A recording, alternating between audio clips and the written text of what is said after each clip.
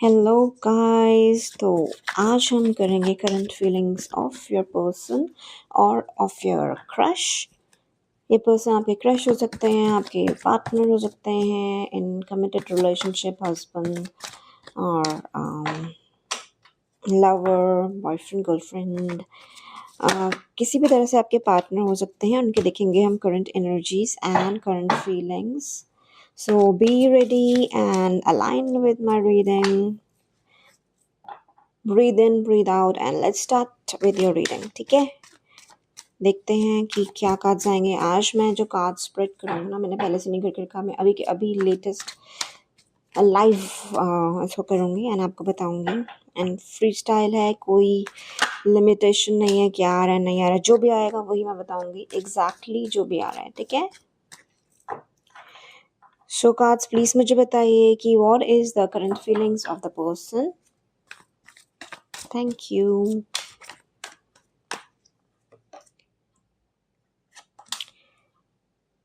देखिए, 5 पेंटिकल्स है रिवर्स में, द एम्परर है रिवर्स में। Okay, nice. द डेविल भी रिवर्स में है। हैंग्ड मैन, क्या चक्कर है। S of wands, very beautiful, क्योंकि रिवर्स में तो हैं पर जो कार्ड्स आ रहे हैं वो रिवर्स में ही अच्छे हैं। Okay, so let's start with the reading.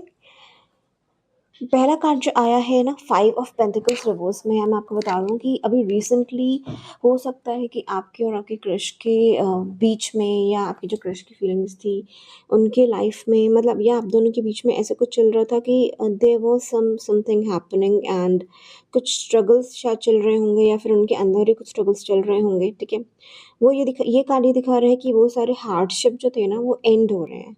It is coming to an end, and जो भी स्ट्रगल्स थे या जो भी इश्यूज थे, जो भी चैलेंजेस थे आप दोनों के बीच में, या फिर उनके खुद के लाइफ में, जो वो आगे आके आपको अप्रोच नहीं कर पा रहे थे। ठीक है, आपके क्रश जो भी हैं या फिर आपके जो पर्सन है। ठीक है, जो अगर आपका क्रश है जिनके बीच में आप दोनों का भी एक रिलेशनशिप नहीं बना है, तो मे बी कुछ चैलेंजेस होंगे। फॉर एग्जाम्पल, अगर आप सोच रहे हैं कि यार उसने आके मुझे अपनी फीलिंग्स नहीं बताई है, वो मेरे बारे में क्या सोचता है, या जो वो पर्सन है वो मुझे रेसिप्रोकेट क्यों नहीं करता है। इट शोज दैट कुछ कुछ इश्यूज हैं जो उनको रोक लेते थे। ठीक है, हो सकता है वो उनके खुद के फेयर्स हों, या फिर उनके फैमिली प्रेशर हो, या फिर करियर, या बड़े वो उनके खुद की ही अपनी थिंकिंग कि क्या मुझे करना चाहिए, क्या ये है, क्या वो है। तो इससे दिखा रहे हैं कि क्लैरिटी आ रही है उनके अंदर और आप दोनों के बीच में। अगर आप इफ़ यूर इन रिलेशनशिप, तो आप दोनों के रिलेशनशिप्स के बीच में एक क्लैरिटी आ रही है।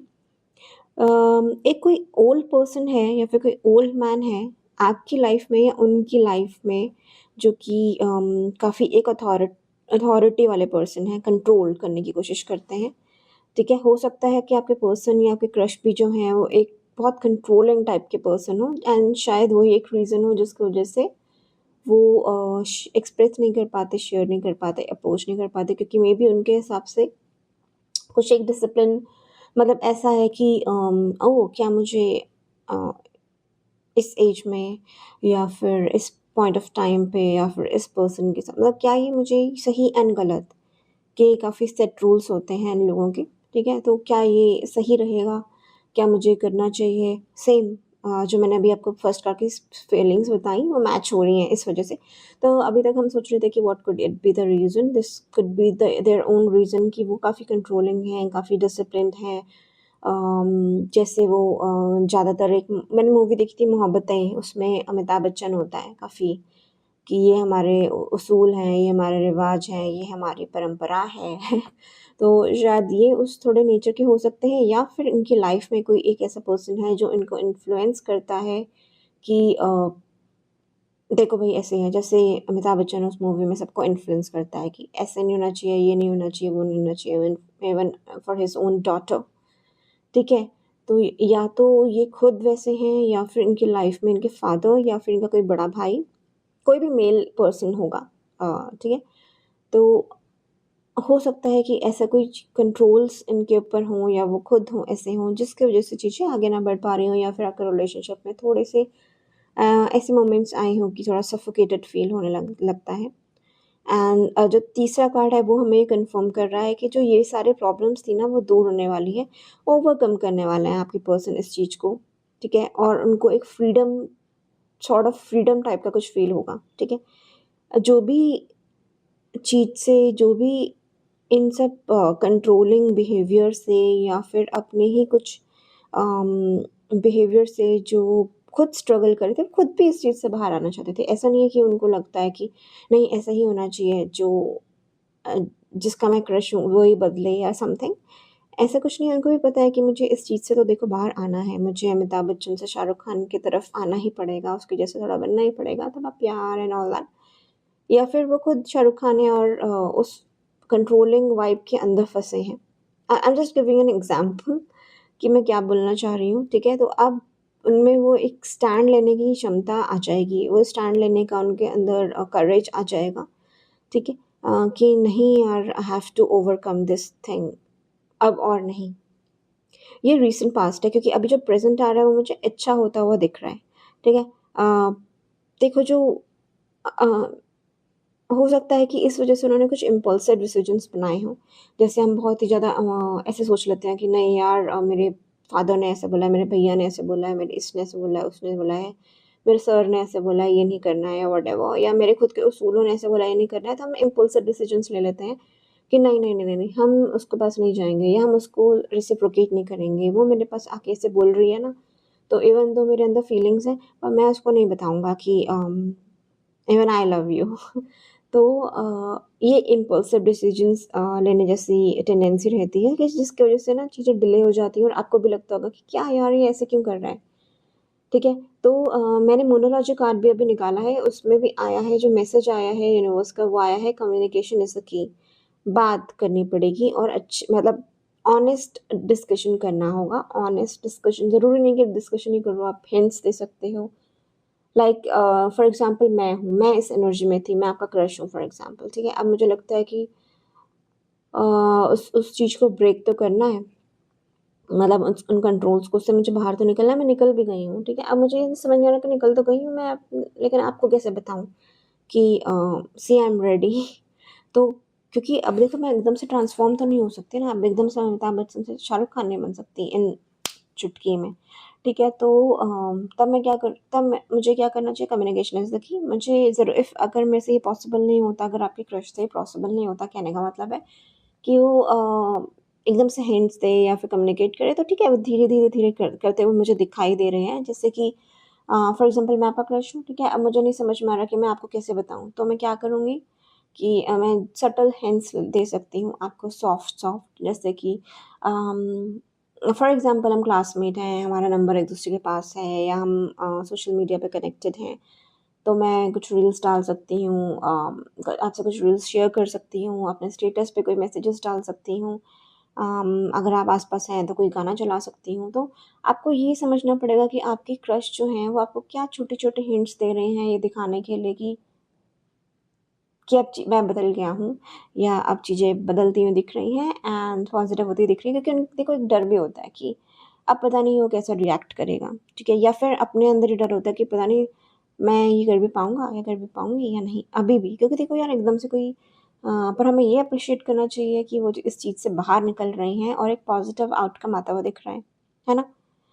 तो जो दूसरा हमारे पास कार्ड आया है वो ये आया है कि क्योंकि ये चेंजेस जब आ रहे हैं तो उनके मन में थोड़ी-सी अनसर्टेनिटी भी है कि मैं कर तो रहा हूँ, पर वो कैसे मुझे रिस्पॉन्ड करेगी? क्या वो मेरी बातों को समझ भी पाएगी कि मैं क्या बोलना चाह रहा हूँ? या वो क्या मेरे बातों को समझ भी पाएगा कि मैं क्या बोलना चाह रही हूँ थ्रू दीज़ हिंट्स, ठीक है? तो क्योंकि जो पर्सन इंट्रोवर्ट होते हैं वो ओवरथिंक भी बहुत करते हैं, और जो ऑलरेडी इतने कंट्रोल से आ रहे हैं, चाहे वो दूसरे के दिए हुए कंट्रोल हों या हमारा ही ब्रॉट अप कभी-कभी ऐसी फैमिली में, ऐसे आस-पास, या हमारा जो भी है, मतलब कल्चर, रिलीजन, बहुत सारी चीज़ें अफ़ेक्ट करती हैं। ऐसा होता है तो हमारा वो माइंड वायर्ड होता है उस हिसाब से, है ना? So even if we realise कि नहीं ऐसा नहीं, ऐसा है, it's okay, love is love, है ना? तो हमारे अंदर ये अनसर्टेनिटी की तो एक भावना रहती है कि मैं कर तो रही हूँ, बट पता नहीं क्या होगा, अननोन, फ़ियर ऑफ अननोन, और अनदर थिंग कि आप समझ भी पाओगे। पर believe in the impossible is the card for the monology, communication is the key, believe in the impossible and time to take a break and breathe out. ठीक है? तो ये कन्फ्यूजन्स मतलब ये कि हो सकता है, नहीं हो सकता, आप भी और वो भी, क्योंकि वो इस चीज़ से बाहर निकलते हुए दिख रहे हैं। बट हाँ, ये तो देखो, ये रहेगा ही कि अब क्या वो मुझे एक्सेप्ट करेगी? क्या वो मेरे हिंट्स को समझेगी?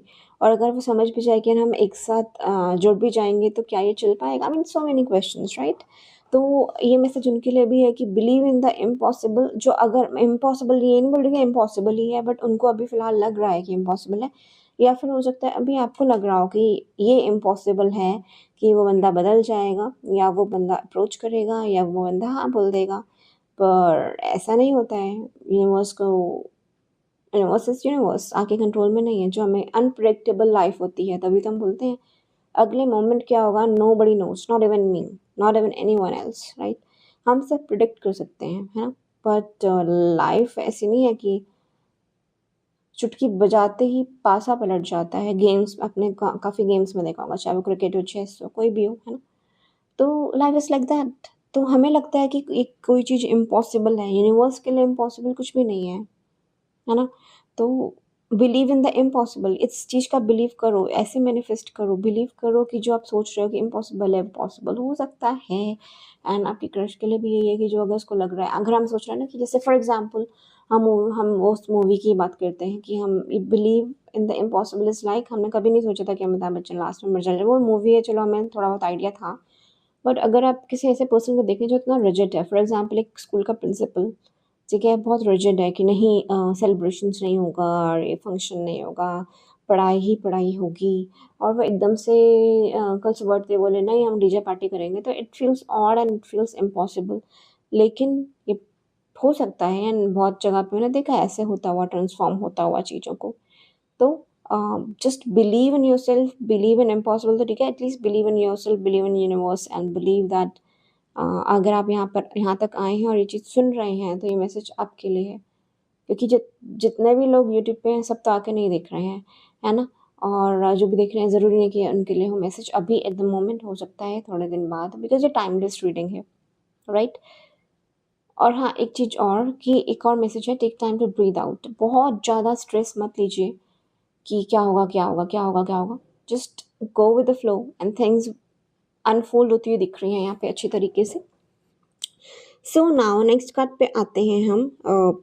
ठीक है, ऐसा भी वो दिख रहा है कि आप दोनों के बीच में कोई कोई एक पर्सन, जैसे कि मैंने अभी ऊपर वाले कार्ड्स में भी बताया, आपको दिख नहीं रहा है, बट मैं बता देती हूँ। जो मैंने स्प्रेड किया है ऊपर भी, जैसे मैंने बताया कि दिख रहा है कि कुछ स्ट्रगल्स रहे हैं, कुछ challenging controls and controlling behaviour, and ये सब दिख रहा है। और ये जो थ्री ऑफ पेंटिकल्स है, इससे मुझे ज़्यादातर यही दिख रहा है कि कोई एक थर्ड पर्सन है जो उनके ऊपर काफ़ी कंट्रोलिंग है। उनके फादर हो सकते हैं, उनके भाई हो सकते हैं, या उनके कोई अंकल, या फिर कोई भी एक मेल पर्सन जो काफ़ी अथॉरिटी में रहता है। अगर आप स्कूल में हैं, तो हो सकता है कि कोई उनका एक टीचर हो सकता है, या फिर वर्क प्लेस में है। कभी कभी हमारे फ्रेंड्स भी काफ़ी ज़्यादा डोमिनेटिंग होते हैं हमारे ऊपर, कि तुम्हें किससे बात करनी है, किससे बात नहीं करनी, वो लड़की ऐसी है, वो लड़का ऐसा है, राइट?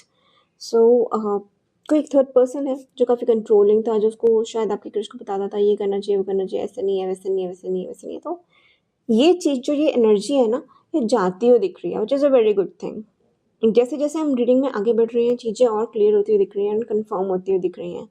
सारे कार्ड्स एक दूसरे को एक ही तरफ इशारा कर रहे हैं, जो मैंने बताया। ये देखो, मैंने अभी ए 1 2 3 4 5 सिक्स्थ कार्ड है, सिक्स्थ कार्ड में भी सेम रीडिंग आई है, मतलब सेम थीम है। It means that it is a very strong message. ऐसा नहीं कि तुक्का हो रहा है। It is a very strong message, and we are getting confirmation each and by each card. तो जो स्टोरी है ना, अभी तक मुझे ये दिख रही है कि देयर वाज़ समवन, एंड जिसकी वजह से कुछ इश्यूज़ आए, ठीक है? आए, और उस वजह से वो आपके जो क्रश हैं, उनकी फीलिंग्स हमेशा रिस्ट्रिक्टेड रहीं, कि अगर वो आपको लाइक भी करते हैं, फॉर एग्ज़ाम्पल बोल नहीं पाए, आपको रेसिप्रोकेट नहीं कर पाए, आपको प्रपोज़ नहीं कर पाए इन द रीसेंट पास्ट, और अगर वो आपके पर्सन है, you are already in a relationship, तो भी आपको ऐसा फील होता होगा कि ये ना खुल के नहीं बात कर पा रहा है, खुल के कोई चीज़ एक्सप्रेस नहीं कर पा रहा है। या फिर कभी-कभी ऐसा होता है कि हम जब न्यू-न्यू होते हैं, तो हमें लगता है wow, it's it's such a click, and धीरे-धीरे वी रियलाइज़ कि वो पर्सन अपने आप को बहुत बंद, मतलब रिस्ट्रिक्ट कर रहा है कि थोड़ा हेजिटेट भी कर रहा है। हो सकता है उसको कोई गाइड कर रहा है, उसको कोई इन्फ्लुएंस कर रहा है, ठीक है। नेक्स्ट कार्ड पे हम आते हैं, जो कि हमारा नियर फ्यूचर दिख रहा है। वो ये दिख रहा है कि एक और चीज़ है जो कभी कभी हम, क्या होता है ना कि हम काफ़ी स्ट्रिक्ट रहते हैं परफेक्शनिज्म में, कि लाइफ ऐसी होनी चाहिए, जो मैंने आपको शुरू में बताया। अगेन वो कार्ड जो हमें उस थीम में आगे लेके जा रहा है स्टोरी में। So I am so happy that cards एक दूसरे को इतना रिलेट कर रहे हैं एंड हम समझ पा रहे हैं messages.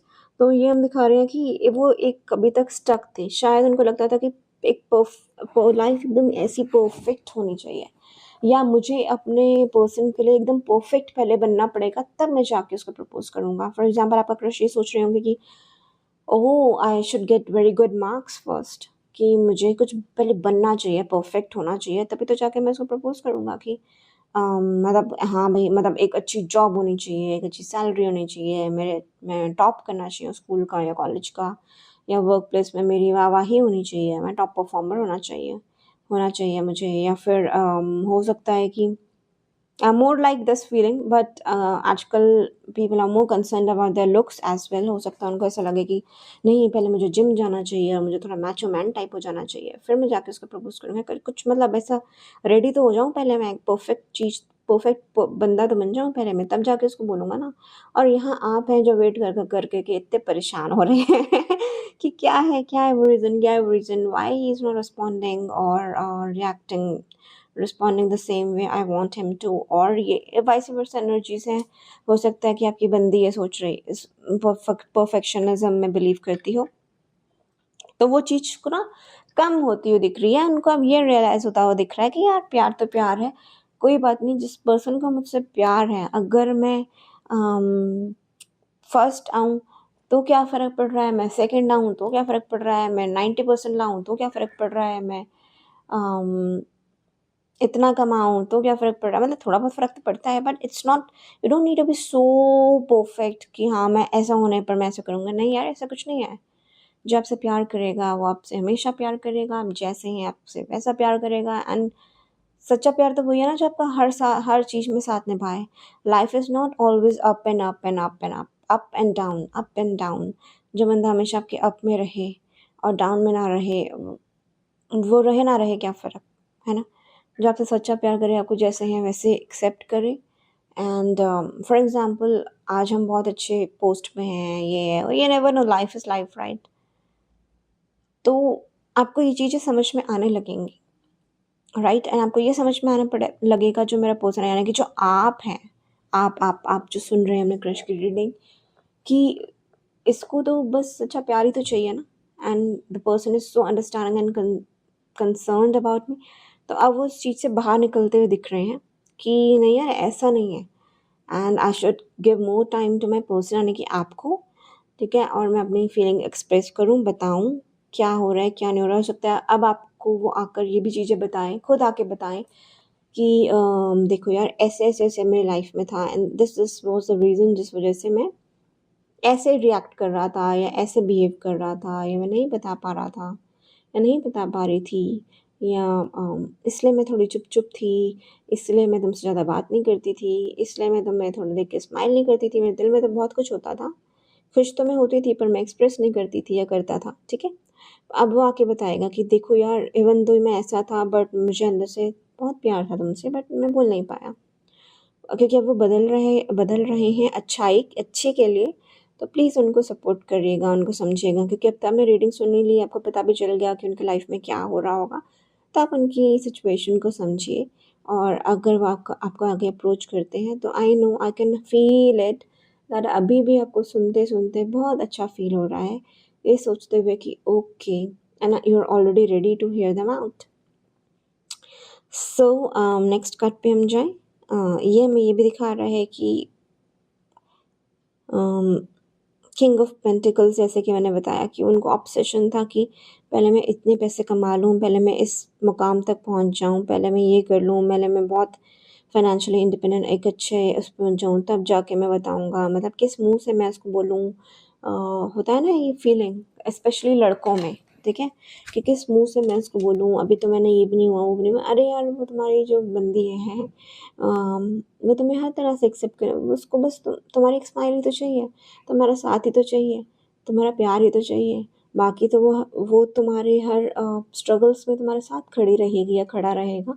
You have to understand this, and ये उनको समझ में आ भी रहा है और दिख रहा है, बहुत सटीक रूप से दिख रहा है, बहुत मतलब बहुत क्लियरली दिख रहा है कि वो इस चीज़ से बाहर निकलते हुए दिख रहे हैं। ये भी जो भी चीज़ें थी जो उनको रोक रही थी और डिलेज़ ला रहा था, डिलेज़ आ रहे थे मतलब, है ना? और आप भी सोच रहे थे कि ऐसा क्यों हो रहा है and all that. Things are improving because उनको सबसे बड़ी बात है ना, हमें अवेयरनेस होनी चाहिए कि what is the thing that is stopping अस, ठीक है? उसके बाद हमें एनालाइज़ करना चाहिए कि क्या ये जो हमें चीज़ रोक रही है वो एक्चुअली में वैलिड है कि नहीं है। उसके बाद दूसरी चीज़ ये है कि जिसके लिए हमारे पास हमारे लिए फीलिंग्स हैं और जो हाँ, जिसका मैं क्रश हूँ, जिस यू नो उस पर्सन के लिए, हू इज़ दैट पर्सन, उसकी क्या प्रायोरिटीज़ हैं, उसके क्या इंटेंशंस हैं। कभी-कभी हमें नहीं पता होता, कभी-कभी बहुत सारे सीन्स में ऐसा होता है कि हम स्ट्रेंजर्स जैसे होते हैं, है ना? हम दूर-दूर से एक-दूसरे को देख रहे होते हैं। फॉर एग्ज़ाम्पल मेट्रो में या फिर क्लास में या फिर वर्क प्लेस में हम बातें नहीं होती हैं, but we look each other, या फिर कभी-कभी मीटिंग्स में कलीग है, वो दे रहा है मीटिंग एंड हमें देखते ही क्रश हो उस पे, वो हमारा क्रश हो गया। So we don't know the person exactly what's going in their life and वो क्या सोचता है, नहीं सोचता। जैसे-जैसे हम उनको जानते हैं, हमें पता चलता है, तो हमें कॉन्फिडेंस भी आता है कि वाओ यार! जैसे कि मैं आपको बताऊँ कि जैसे मैं हूँ, हो सकता है कि मुझे कोई पसंद आया लेकिन मैं उसको बता नहीं पाई, ठीक है? और या फिर वो मेरा क्रश है पर मैं ही उसको नहीं बोल पाई, ज़रूरी थोड़ी ना कि क्रश आके मुझे बोले, है ना? तो जो मेरा क्रश है मैं उसको बोल नहीं पाई, वो भी मुझे नहीं बोल पाया क्योंकि उसको लगा कि यार मैं इससे सीनियर हूँ, मैं आके कैसे बोलूँ एंड कहीं गलत मतलब ना निकाल ले वगैरह-वगैरह। और मैंने भी जाके हिंट्स नहीं दिया क्योंकि मुझे ऐसा लगा कि मतलब जो मैं रीडिंग के हिसाब से आपको एग्ज़ाम्पल दे रही हूँ अपने ऊपर लेकर, मुझे ऐसा लगा कि देखो यार, पहले मुझे एक अच्छा मतलब अच्छा परफ़ॉर्मेंस, अच्छे ग्रेड्स लाने हैं, अच्छा रेटिंग्स लाना है, मुझे अपने आप को पहले प्रूव करना है कि देखो मैं कितनी अच्छी हूँ, मैं कितनी अच्छी पढ़ाई में कितनी अच्छी हूँ, या फिर मैं अपने काम में कितनी अच्छी हूँ, या फिर whatever I have to prove in some way, या फिर मैं खाना कितना अच्छा बनाती हूँ, या फिर मैं कितना, या फिर मुझे कहीं न कहीं लगता है कि मतलब ये सारी चीज़ें हमारे अंदर फ़ियर्स होते हैं ना, कहीं न कहीं मुझे लगता है कि पता नहीं यार वो कैसे बोलेगा, मैं दिखने में ऐसी हूँ, मैं करीना कपूर जैसी नहीं हूँ, मैं तो दीपिका पादुकोणे हूँ। फॉर एग्ज़ाम्पल, ठीक है? देन आई रियलाइज़ कि वाओ यार, दीपिका पादुकोणे ही तो उसकी फ़ेवरेट है, उसकी फ़ेवरेट तो वो है ही नहीं दूसरी कोई और। उसको यही पसंद है, यही उसका टेस्ट है। Then I will be like oh wow! मैं जो सोच रही थी कि मैं ऐसी हूँ, मुझे पहले बदलना पड़ेगा, बट उस मुझे बदलने की ज़रूरत ही नहीं क्योंकि उसको यही तो पसंद है जो मैं हूँ। तो ये ऐसे ही रियलाइज़ेशंस जब हमें होती है ना, then we get courage and then we get things that on the flow. देखो अभी तक मुझे पता था तो मैं एक्सप्रेस नहीं करती थी। अभी तक मुझे नहीं पता था मेरे से कि ऐसा-ऐसा है तो मैं एक्सप्रेस नहीं करती थी उसको। जैसे ही मुझे पता चला कि वाओ यार, ही आल्सो लाइक और she also like this kind of person, then we will start dropping hints, है ना? क्योंकि हमें कॉन्फिडेंस आने लगेगा और हमें उन पर्सन के बारे में पता चल गया। फॉर एग्ज़ाम्पल मैं सोची थी पता नहीं यार उसको क्या अच्छा लगता नहीं है। फिर मैंने एक रीडिंग देखी जैसे आप देख रहे हैं, एंड मुझे पता चला कि oh God, that person also likes me. तब मैं जाके थोड़ा हिंट्स ड्रॉप करूँगी या फिर उसका वेट करूँगी या मतलब समथिंग, राइट? तो ऐसा होता हुआ दिख रहा है। और जो हम लास्ट कार्ड की बात करें वो ये करते हैं कि उन अगेन उनका जो फ़ियर ऑफ अननोन था वो दिख रहा है बाहर निकलता, मतलब वो फ़ियर जाता हुआ दिख रहा है, ठीक है? And good things are coming. एक कार्ड फाइनल कार्ड ले लेते हैं जी आपके लिए। वाह! वाह! वाह! वाह! वाह! वाह! क्लैरिफ़िकेशन कार्ड्स, अच्छी बात है कि हमने, ओह माय गॉड! जो बॉटम ऑफ द डेक में है वो है कार्ड द लवर्स का। द लवर्स है, इसका मतलब दोनों के अंदर छुपी-छुपी फीलिंग्स हैं लविंग वाली। आप जो रीडिंग देखेंगे मैं बहुत नेचुरल रहती हूँ, ठीक है?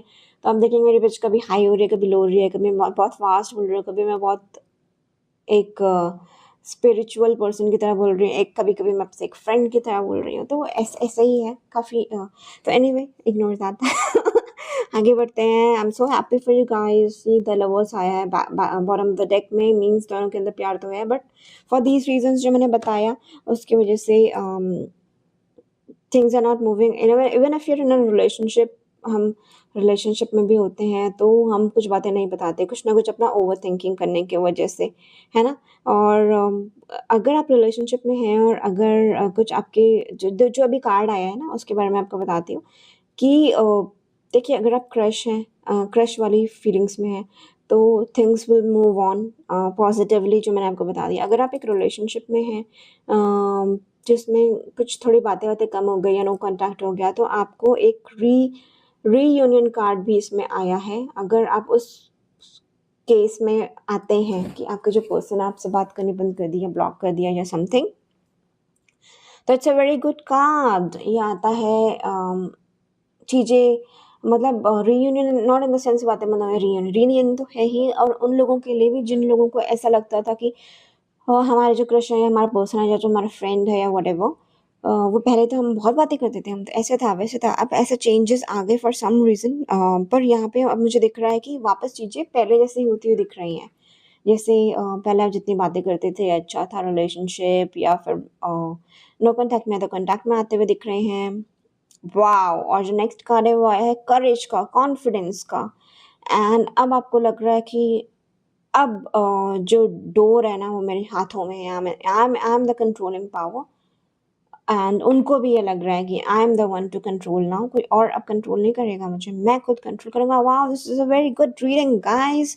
कमेंट सेक्शन में मुझे लिख के बताइएगा कि आपको कैसी लगी रीडिंग, क्या ये आपसे रेजोनेट करी, और अगर आपको ये अच्छी लगी और अगर आप क्लेम करना चाहें तो प्लीज़ डू क्लेम इट।